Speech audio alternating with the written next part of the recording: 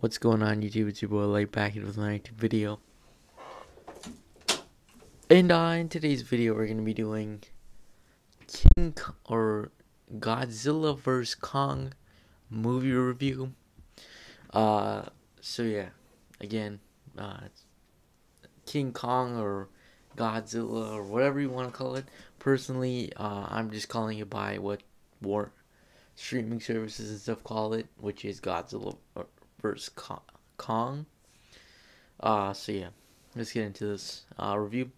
So yeah, I actually recently watched it. I'm not too exactly sure when you guys are going to be seeing this review, but I think I watched, it came out maybe a day or two ago. So yeah, I watched it. And to be honest with you guys, I wasn't sure if I was going to review it. I didn't really talk about it on the channel that much or anything. I knew it came out and stuff, but like I didn't know if I was going to watch it. But I did watch it. And I'll tell you this, my initial reaction is I enjoyed it. It had some flaws, but it was still enjoyable to watch. So yeah, let's get into this review here. So yeah, Godzilla vs. King Kong. Two big, huge, a monster versus a big giant gorilla, fighting it out, seeing who wins. And yeah. Um, Again, this is kind of like a versus movie, so leading up to the movie, a lot of people were speculating who would be taking pics of Godzilla or Kong.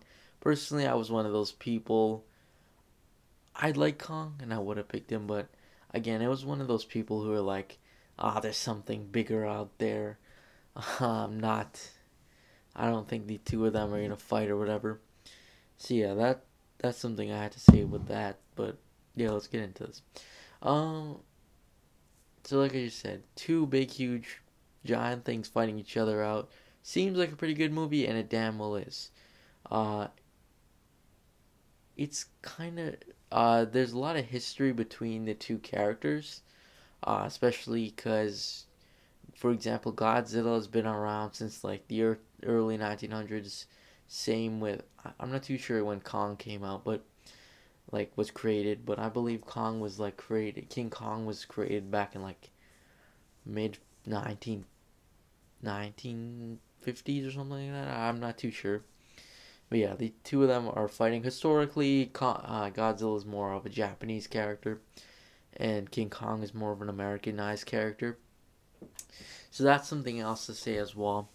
Uh, and this is kind of like a climactic event between the whole universe of the Warner Bros. Sorry, not the Warner. Sorry, the whole kind of Kong and Godzilla kind of universe, because we've gotten a few movies from each. We got Kong Skull Island. Really enjoyed that movie for King Kong, and then we had uh, Godzilla King of Monsters or something like that. So that was pretty interesting. As well as we had the Godzilla 2014. I'm not too sure if that follows in the footsteps, but I know those other two movies are for sure leading up to this. So that's interesting as well. Plus, they've had a whole bunch of different movies as well. Like King Kong had a movie back in 2005. Godzilla, it was like 1998 or something like that. So yeah, picture that is that this is kind of like a climactic event, kind of. So yeah, let's just go and start this review. Sorry, but it's me talking on about some random stuff. But yeah, let's go in the positives. The positives, definitely very, very good visual effects. I really like 60% of this movie was CGI. Just because the two main characters in the movie, Godzilla and Kong, are both entirely made out of CGI. Like, I don't think they're used of anything or anything like that. So they're completely made in CGI. Plus, a lot of places they go and ships they fly is CGI as well. So I thought they did. It looks very realistic. Really excellent job in terms of CGI wise. Like, I thought they did really well in the Kong Skull Island. Same with Godzilla King of Monsters. I really enjoyed and just thought it was super cool the way that the visual effects were going. Um, another another positive is probably the whole action sequence slash fighting because I thought it was particularly interesting. Uh, I thought, yeah, again, I thought it was interesting in terms of the way they're fighting each other and stuff like that. Where the whole fight scene with Kong versus uh, Godzilla, the whole fighting and stuff, I thought it was really well done. I thought personally, I thought I wasn't sure exactly what to be expecting because I don't expect either to die or anything like that. So I'm like, what this couldn't go wrong here, but they did a damn good job in terms of fighting and stuff like that. Uh, really enjoyable. Thing though I disliked, or actually we'll still stick on positives. For positives, the acting. Um, some of the acting was, I'm gonna split it and say 50-50% in the acting. Why some of it was bad, like I don't know, some of it just the acting was a little bit bad for some of it, but acting was alright. Enough for it to get on the positive side at least. Next thing is probably the music slash the score. Really interesting. I really liked the way they were putting up the music to motivate the scene and stuff like that. That was really interesting. Another one would be the entire maybe pacing or not. Just like the feeling of the movie and stuff like that. It just really felt like a really enjoyable movie to me. Not even from a cinematics point of view or anything.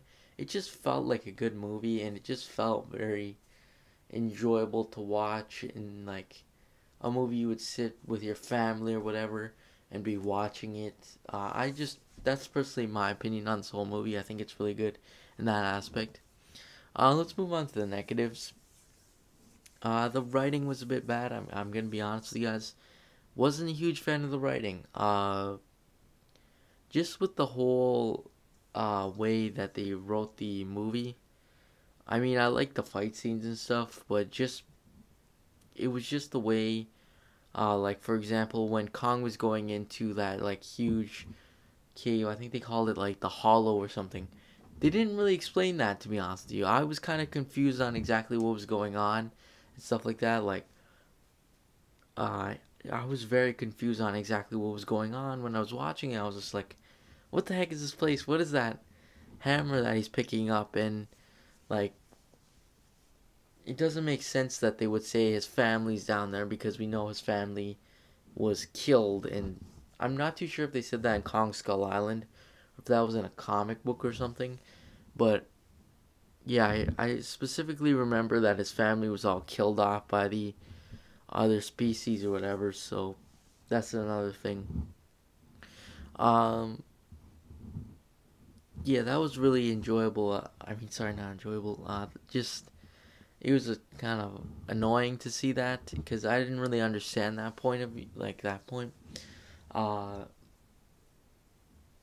yeah. Another thing is, I wasn't too sure on exactly what was going on too as well, because it just makes it that more difficult to understand as well because it adds on another layer because you have to write well with these characters, these the characters at least that are speaking and stuff, because both Kong and Godzilla do not speak. I mean, Kong can sign language, but that's about it.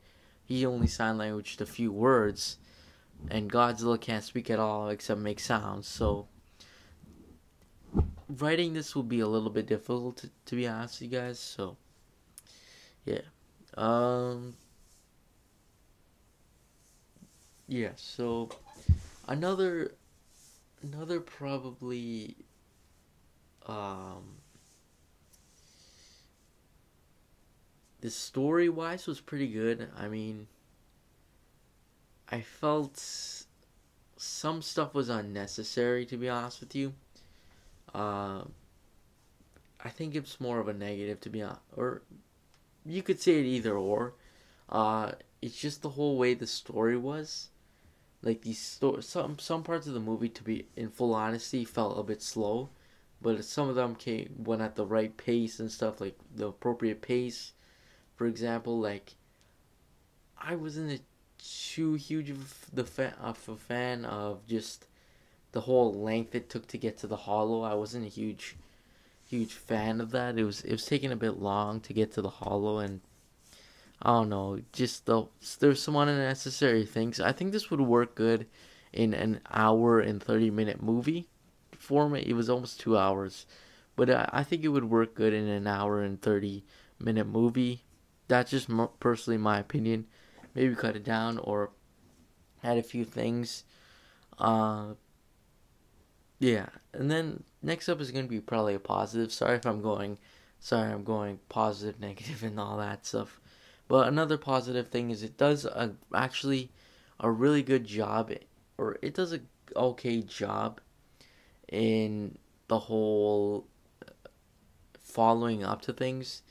I mean, Godzilla's part of the portion of the movie really follows up to him, especially the characters from the King of Monsters movie, because we did see again uh, the girl Madison Russell reprise her role as well as her dad. I think his name is Kurt Russell. Millie Bobby Brown's character, or Millie. Yeah, sorry, Millie Bobby Brown's character come back as well as Kyle Chandler's Mark Russell. Sorry, I said Kurt Russell by accident. We got some handful of new characters and stuff like that. But again, it did a really good job in like kind of that we know that say Godzilla was camping out in the sea and it just came back. But like on Kong's part, it kind of did a good job. Like it didn't explain. I would have liked it more as well if it explained a little bit more on how exactly this whole Kong dome came to be and stuff like that. Like it didn't really explain it too well. That's something I didn't really like as well because it's been Skull Island takes place in the 70s actually. So it's been like 40 plus years since technically he's been around. So exactly how did he get in that dome? I was didn't really like as well. But yeah, I think my final rating would probably be I would give it 8 out of 10 just because I enjoy it. Or actually, from an enjoyment perspective, just watching the movie for fun, I would say give it a 8.5 out of 10. But from a cinematic view, I can't excuse the writing. It's just the writing is just not too good. I would give it a 7 out of 10, 7.5 maybe.